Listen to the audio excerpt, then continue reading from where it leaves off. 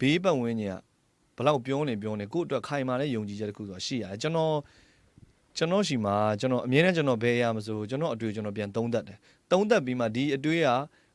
ငါစိတ်ငါခန္ဓာကိုဟိုနဲ့ဟို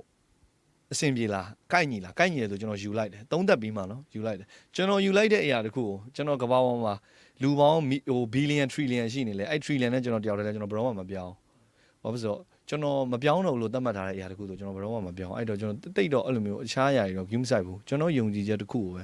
ကျွန်တော်ဥတည်တယ်ဆိုတော့ဟိုကိုယုံကြည်ချက်ပေါ်မှာကိုတန်တရားဖြစ်နေလို့ရှိရင်ကိုယုံဟိုကိုတန်တရားဖြစ်နေယုံကြည်ချက်နဲ့လုပ်တဲ့အလုပ်ကတခြားလူအပေါ်မှာဘယ်တော့မှထိရောက်တော့မှာမဟုတ်ကျွန်တော်တို့အနုပညာရှင်တွေလေနော်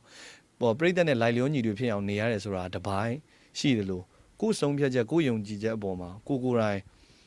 တကယ်လေဟိုယူသွတ်ပြီးတော့ခုံမင်းဟိုဖြစ်ဖို့လည်းလိုတယ်ဘာလို့လဲဆိုတော့နောက်ထပ်ကျွန်တော်ခံယူတာကျွန်တော်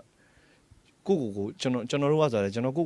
God လို့ပဲခံယူတယ် God လို့ဆိုတာသူများကိုးကွယ်ဖို့မဟုတ်ကျွန်တော်ကိုကိုးကွယ်ယုံကြည်ဖို့ပေါ့နော်ကျွန်တော်ကတော့ကိုယုံကြည်တယ်ကိုကိုးကွယ်တယ်ကိုက hero ပဲဘာလို့လဲဆိုတော့လူတိုင်းကိုဘဝမှာကို hero တွေပဲလူတိုင်းက